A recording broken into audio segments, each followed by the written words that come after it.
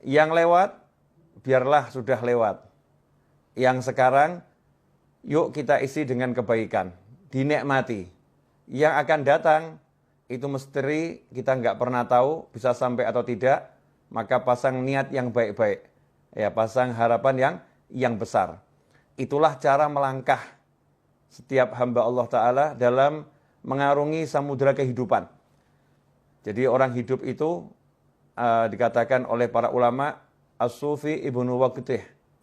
Yang namanya sufi, orang yang selalu mengolah hatinya dengan menghias lahirnya dengan berbagai kebaikan, menghias lahirnya dengan perintah-perintah Allah Ta'ala dan dijauhkan dari larangan Allah Ta'ala, menghias hatinya dengan keindahan-keindahan dan membersihkannya dari segala kotoran.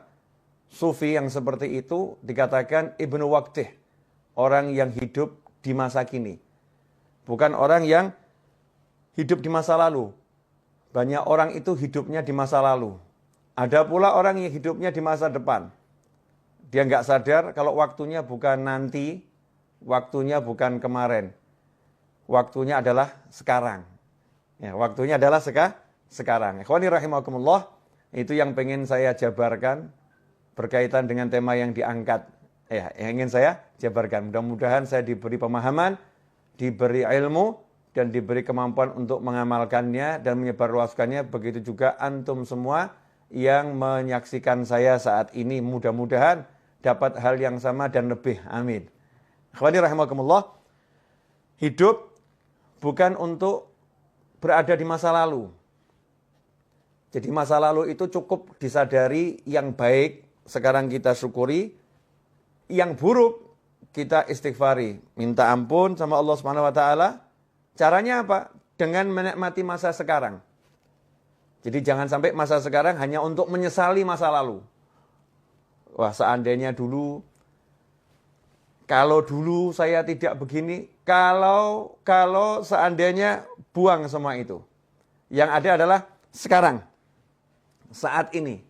Saat ini saya dikasih Allah sehat. Saat ini saya dikasih Allah waktu. Saat ini saya dikasih Allah banyak kenikmatan yang tak terkira. Saya akan pakai ini untuk membuat Allah senang. Ridha Allah. Untuk membuat Allah senang dengan saya. Membuat Allah cinta kepada saya. Kalau kita hidupnya seperti itu, mensyukuri yang ada saat ini, otomatis hal-hal yang buruk di masa lampau itu akan sirna dengan sendirinya. Karena orang yang syukur, orang yang mensyukuri keadaannya sekarang, maka oleh Allah Subhanahu wa Ta'ala akan diberi tambahan nikmat, dan tambahan nikmat. Di antara tambahan nikmat yang paling besar itu adalah bisa taat dan bisa jauh dari maksiat. Itu tambahan nikmat yang paling besar. Bisa taat dan bisa jauh dari maksiat. Dosanya yang lampau otomatis diampuni oleh Allah Subhanahu wa Ta'ala karena Allah senang sama dia. La in syakartum la azidannakum wa la in kafartum inna adzabi lasyadid. Kalau orang yang kufur nikmat dikatakan siksanya pedih. Kalau orang yang mau mensyukuri nikmat, maka ditambah nikmat. Ditambah nikmat ya otomatis dosanya dihapus. Karena orang punya dosa kan bukan dalam nikmat, tapi dalam azab. Ya, dalam azab.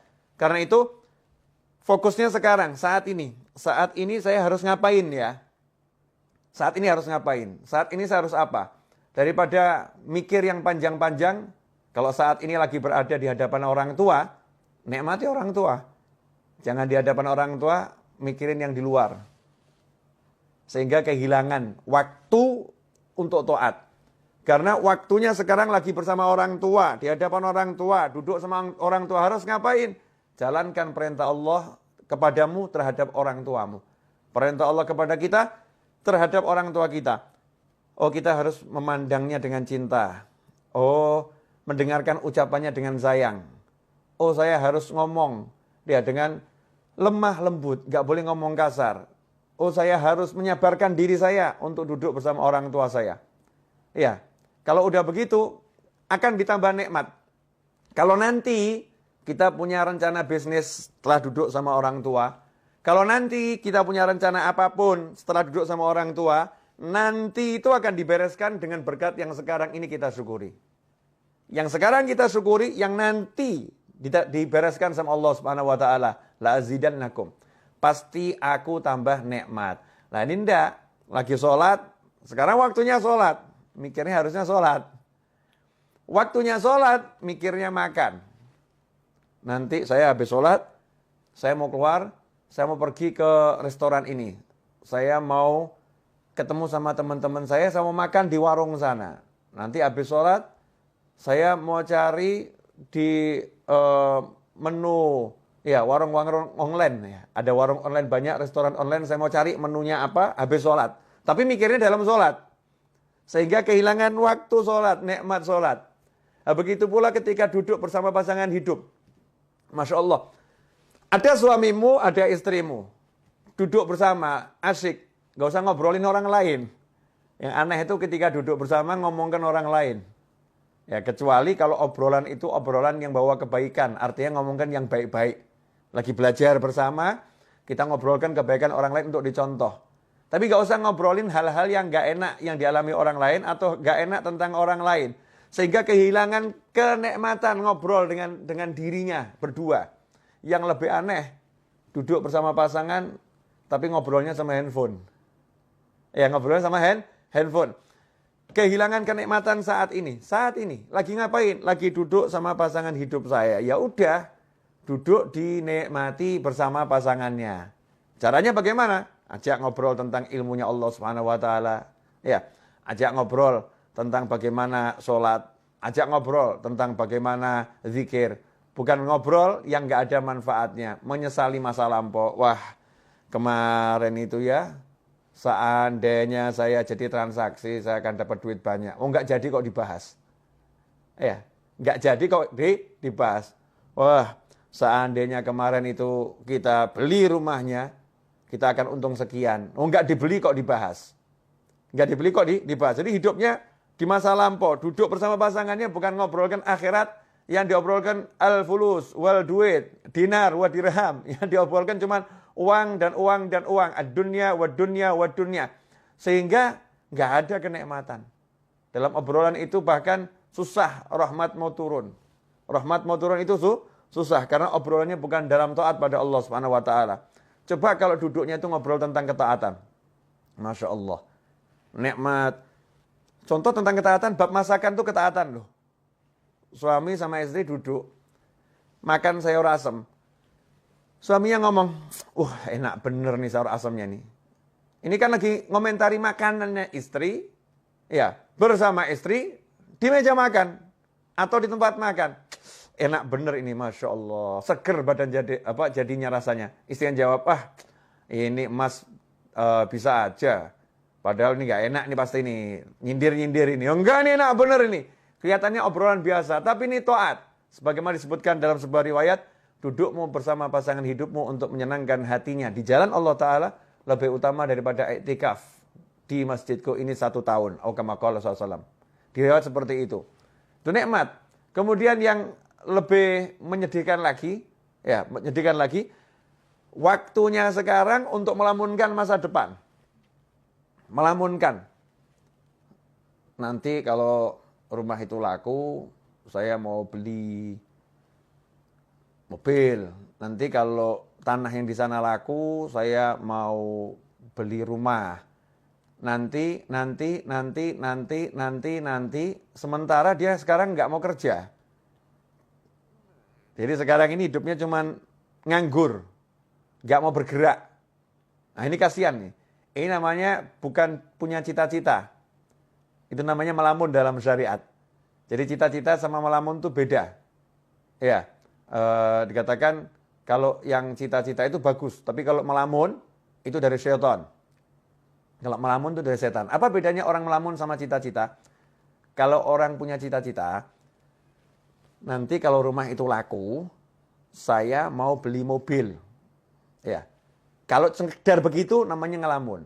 Kalau cita-cita, dia tidak pakai ngomong, kalau nanti rumah itu laku. Waktunya sekarang langsung dipakai untuk jual rumah. Iklan sana, iklan sini, telepon sana, telepon sini. Ini rumah saya jual, banting harga. Diskon 200%. Masya Allah. Ya, apanya yang 200% kan belum dijelaskan. Kasih bintang kecil 1. Ini biasanya teknik iklan nih. Bintang kecil. Pak ini maksudnya diskon 200% apa nih? Ya, 200% itu maksudnya begini, biaya ini saya hapuskan semua. Hilang biayanya itu. Nih, buat orang mau telepon, teknik periklanan dipelajari. Kemudian dia mulai ambil tasbihnya. Dia baca sholawat sebanyak mungkin, tawassul dengan sholawatnya. Mudah-mudahan ada pembeli yang datang. Nah, ini namanya kalau rumah itu nanti laku, saya mau beli mobil. Misal begitu. Kalau tanah yang di sana laku, saya akan hajikan Bapak. Masya Allah. Itu bagus, tapi ngelamun. Ya, melamun jelek. Cita-cita bagaimana? Kalau rumah itu laku, tanah yang di sana laku, saya akan hajikan Bapak. Langsung, mana KTP-nya? Nah, daftar tidak butuh biaya kok. Mana KTP-nya? Diurus semuanya, udah bergerak nih ngurus. Kemudian mulai proses menjual di sana. Itu namanya bukan duduk melamun. Tapi orang punya cita-cita. Itulah niat. Ya, makanya setelah Fathul Mekah, la hijrata ba'dal fathi. Setelah Fathul Mekah tidak ada lagi yang namanya hijrah. Dalam arti pindahnya dari Mekah ke Madinah. Walakin jihadun wa niyah. Yang ada adalah kesungguhan dalam berjuang dan niat yang baik. Nah, niat itu apa? Qasdu syai' muqtarinun bi fi'lih. Niat itu punya satu cita-cita yang segera diiringi perbuatan. Qasdu syai' muqtarinun bi fi'lih. Punya cita-cita, punya harapan, langsung ada aksi. Itu namanya niat. Kalau nggak ada aksi namanya malah melamun. Nah, di tahun yang baru ini, jangan kita jadi orang yang sibuk melamun. Tapi jadilah orang yang sibuk beraksi. Jadilah orang yang sibuk mewujudkan cita-cita. Ya, cita-citanya mulai diwujudkan dengan apapun yang bisa, sebisanya. Karena itu tadi dalam profile picture saya dikatakan hidup bukan untuk dipikiri. Ya, bukan cuma mikiri hidup kok seperti ini ya, punya suami kok kayak gitu ya, punya istri kok seperti itu ya. Nggak nyelesain masalah. Ngomongkan yang nggak enak itu membuat semakin tidak enak. Memperbincangkan yang jelek membuat semakin jelek.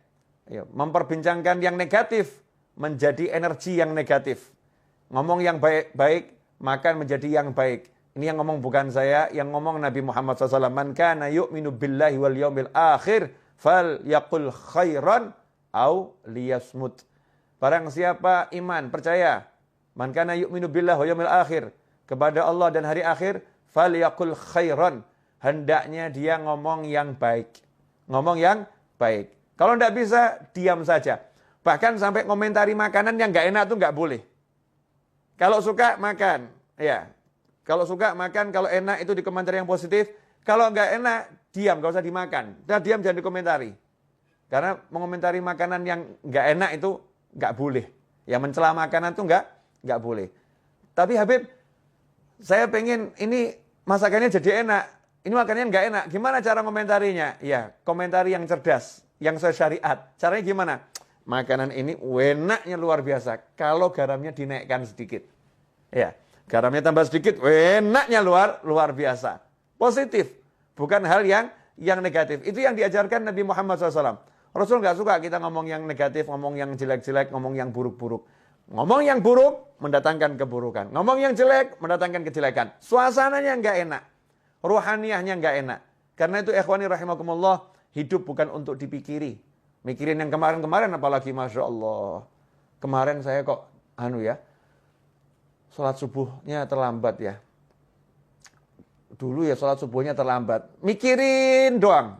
Mikirin tok. Ya, nggak ada manfaatnya. Bukan begitu caranya. Caranya apa? Cukup dengan satu kalimat dalam hati, kemarin saya banyak dosa. Sekarang saya mau banyak taat. Selesai.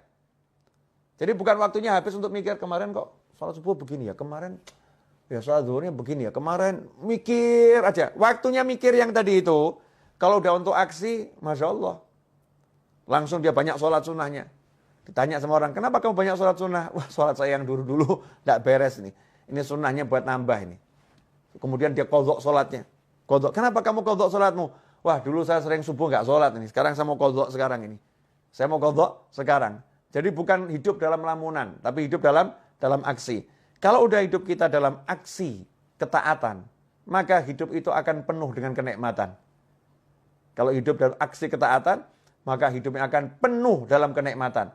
Karena itu para ulama mengatakan nikmat yang kami rasakan dalam hati ini, nikmat yang kami rasakan dalam hati, Kalau para bisnismen, para raja, para penguasa mengerti nikmat yang kami rasakan, mereka akan berjuang untuk merebutnya dari kami dengan apapun yang bisa mereka lakukan. Kalau tahu mereka akan merebutnya dengan apapun yang bisa mereka lakukan. Tapi karena mereka nggak tahu, dan toh kalau tahu juga nggak bisa. Kenapa? Tempatnya di hati. Gimana mau merebut hati? Susah. Yang di hati mau diambil tuh susah, nggak bisa. Bisanya dengan cara melakukan hal yang sama. Kalau mau merasakan nikmat yang dimiliki oleh para aulia usholihin, nikmat yang dimiliki orang-orang soleh, ya tiru aja yang dilakukan orang-orang soleh. Nikmati apa yang dinikmati orang-orang soleh. Orang soleh nikmatnya duduk berzikir, tiru duduk berzikir. Orang soleh nikmatnya duduk baca Al-Quran, tiru duduk baca Al-Quran.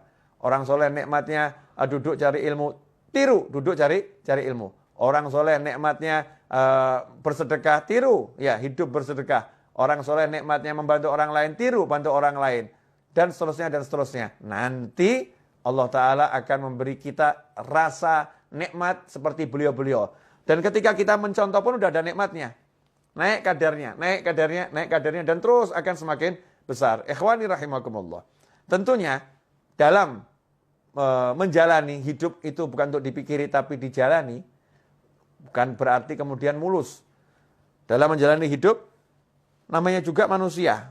Menjalani hidup pasti ada musuh. Nggak mungkin nggak punya musuh. Lantas siapa musuhnya? Jangan salah. Jangan menganggap manusia itu musuh. Karena manusia itu semuanya bersaudara. Semuanya kalau ditanya, kamu anak cucu siapa? Kami Bani Adam, anak cucu Adam. Semuanya saudara. Ya, manusia itu semuanya bersaudara. Memang tingkat persaudaraannya beda-beda. Tapi pada aslinya semua manusia bersaudara. Musuhnya manusia itu adalah siapa? Ya, wahfadil qalba an yulima bihi syaitan wan nafsu wal hawa wad daniyah. Pertama setan, kedua nafsu, yang ketiga hawa alias ego, yang keempat daniyah, dunia. Itu musuhnya manusia. Setan, nafsu, hawa, dunia. Setan jelas nggak kelihatan. Kadang-kadang setannya juga menjelma jadi manusia, betul-betul menjelma jadi manusia. Kadang-kadang, dan itu sering, setannya menggunakan manusia, masuk dalam tubuhnya manusia, berbicara sebagai manusia, bertindak sebagai manusia, menulis sebagai manusia, padahal semua itu setan yang melakukannya, setan yang mengontrolnya, setan yang berbuatnya. Itu musuh yang pertama. Kemudian nafsu. Nafsu itu adalah kendaraan. Karena nafsu adalah keinginan. Kalau nggak punya nafsu, bahaya. Nggak punya nafsu makan, nggak punya nafsu minum, nggak punya nafsu hidup, repot tuh. Jadinya putus asa. Nafsu itu untuk dikendalikan. Dia kendaraan, dikendalikan. Kalau nafsu dituruti, jadi musuh. Makan, pengen makan. Makan terus, jadi musuh, jadi penyakit. Ya. Kemudian nafsu-nafsu yang lain. Kalau diturutin, jadi maksiat. Na'udzubillah min dzalik. Makanya dikendalikan. Hawa. Wah, hawa ini kendaraan iblis terbesar. Karena sifatnya sifat turunan iblis. Apa itu? Ego. Tidak mau dikalahkan. Ya, hawa itu ego. Tidak mau dikalahkan. Maunya menang sendiri. Itu ego. Nah, makanya iblis dilaknat karena dia punya ego yang besar. Disuruh sujud kepada Nabi Adam alaihissalam, iblis tidak mau. Karena itu iblis diusir dari rahmatnya Allah Ta'ala. Dibuang dari rahmatnya Allah Ta'ala. Enggak dapat rahmatnya Allah Ta'ala. Karena itu dikatakan iblis dilaknat. Kenapa? Karena dengan egonya dia enggak mau sujud, dia sombong kepada Allah Subhanahu Wa Ta'ala. Sombongnya itu dengan tidak mau menjalankan perintah Allah untuk sujud kepada Nabi Adam alaihissalam. Ini ego. Nah, kalau kita jadi muslim jangan dikendalikan ego. Enggak mau dikalahkan. Jadikan ego kita itu ego yang baik. Ya, saya kalau baca Al-Quran enggak mau ada yang mengalahkan saya ini. Saya mau paling hebat sendiri baca Al-Qurannya. Tapi kalau ada yang mengalahkan, senang. Alhamdulillah ya. Ternyata dia lebih hebat dari saya. Jangan sampai egonya ego yang negatif. Tidak mau dikalahkan. Misal, biasa ngurusin masjid. Masjid sebelah kok dengar ngundang ustadznya ustadz nasional yang jamaahnya banyak. Masjid kita ngundang ustadz itu, ustadznya nggak mau datang. Egonya muncul, nggak mau dikalahkan.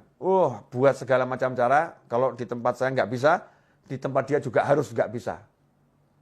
Ya, akhirnya membuat berbagai fitnah. Gimana caranya? Biar pengajiannya batal. Ini ego yang buruk. Na'udzubillah min dzalik. Di kantor, Ya, tidak mau dikalahkan jabatannya dengan kawan-kawannya. Dengar kok ada satu kawannya naik pangkat, mau diletakkan di jabatan yang lebih tinggi. Wah, tidak mau dikalahkan dia, nih muncul egonya. Terus gimana caranya? Dia cari kelemahan kawannya itu, kemudian dia fitnah gimana caranya, yang penting biar namanya jatuh. Ini namanya ego. Naudzubillah min dzalik.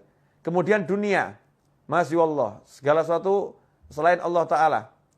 Ini tidak boleh ada dalam hati kita. Mau istri, mau anak, mau suami, ya.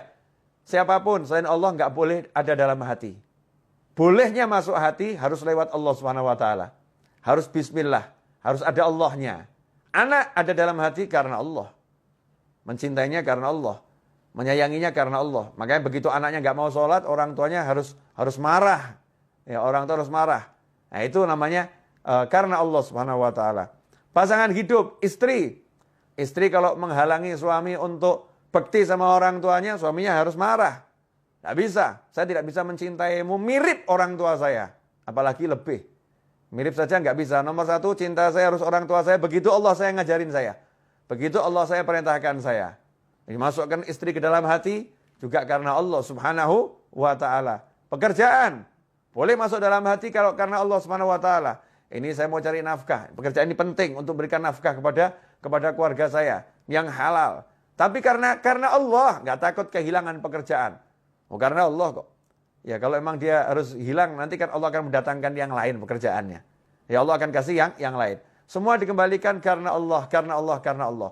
Kalau udah punya seperti itu, menghadapi manusia model apapun, hidup untuk dijalani. Ketemu yang seperti apapun, yang penting pasang niat yang baik, pasang niat yang besar, kemudian jalani tanpa harus difikiri. Nanti gimana ya? Kira-kira saya bisa dapat rezeki besar nggak ya? Kira-kira nanti saya dipecat nggak ya? Nanti lagi yang dibicarakan. Nggak usah bahas nanti, sekarang kamu syukuri, sekarang kamu nikmati. Habib, Ustadz, Kiai, sekarang saya jadi pengangguran, barusan di PHK. Salah, kamu bukan pengangguran. Tapi kamu dipindahkan dari satu lapangan pekerjaan ke banyak lapangan pekerjaan yang lain. Tadinya kamu cuma kerja di satu kantor, sekarang kamu di PHK, berarti kamu punya kantor unlimited. Karena kamu bisa buat kantor model apapun. Yang jadi masalah, kamu mau nggak? Ya, kamu mau atau tidak? Kamu menganggap dirimu pengangguran atau dirimu adalah orang yang punya kesempatan kerja lebih besar? Terserah, itu pola pikir kita masing-masing. Mau mikir yang benar atau mikir yang salah. Kalau udah bisa gitu, enak itu. Dimanapun kita hidup, yang ada adalah asyik. Karena orang yang syukur itu nggak akan berada dalam sengsara. Orang yang syukur selalu dalam nikmat dan nikmat dan nikmat dan nikmat. Ikhwani rahimakumullah.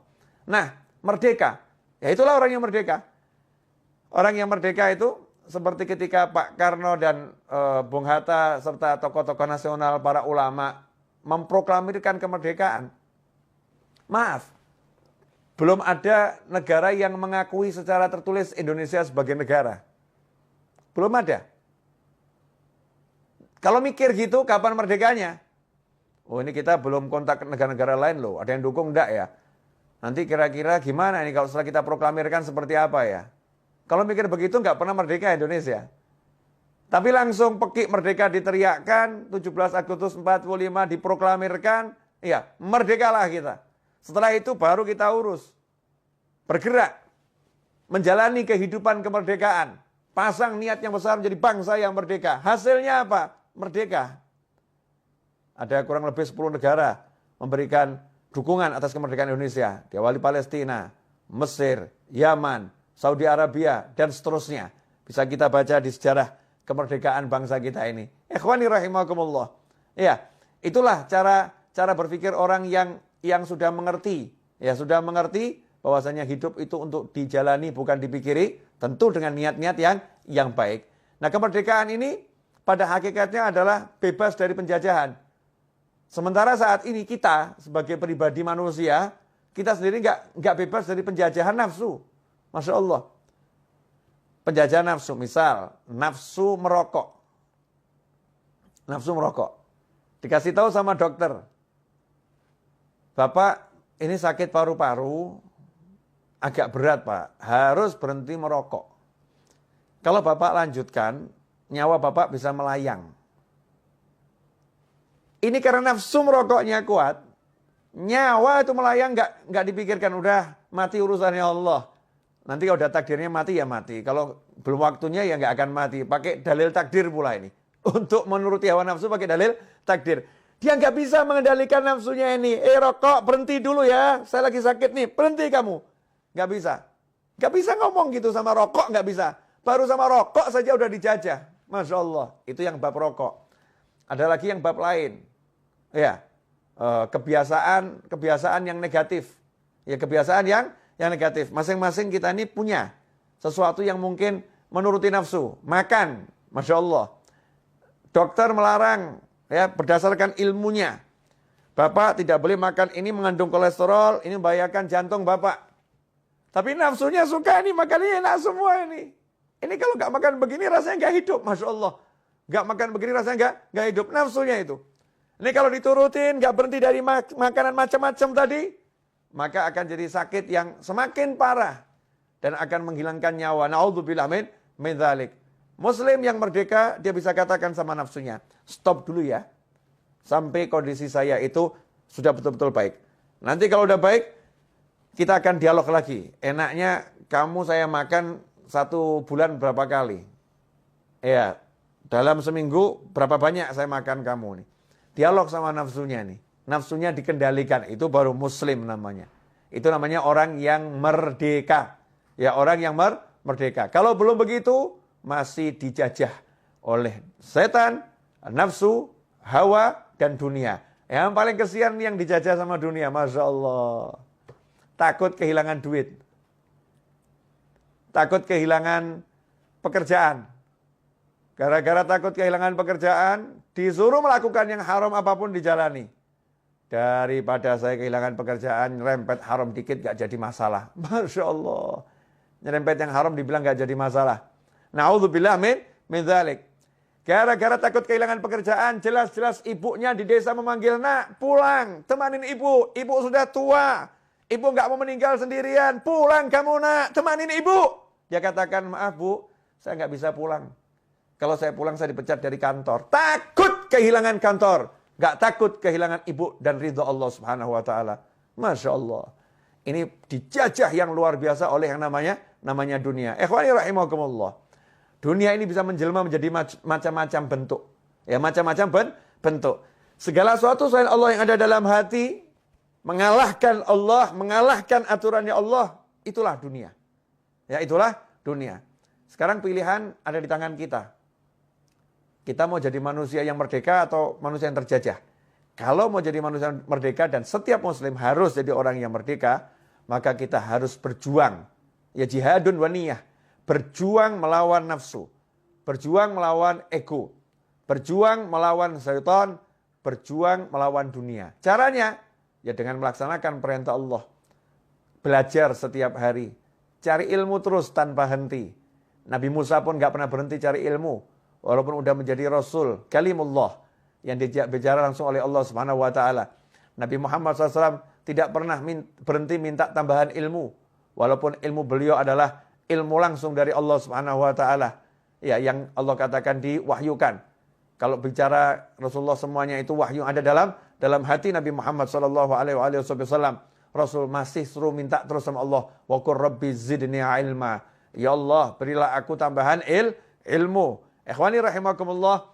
Karena itu dalam mengisi kemerdekaan dan mengisi sisa-sisa waktu yang kita miliki dalam perjalanan hidup sampai nanti akhir usia, maka tidak ada yang lebih baik daripada mengisinya dengan ilmu dan amal soleh. Ilmu dan amal soleh. Insya Allah kalau begitu, hidup kita akan penuh dengan ketenangan, kenyamanan, dan kebahagiaan. Jazakumullah khairan. Ini yang bisa saya sampaikan. Waktu keselebihnya saya kembalikan kepada yang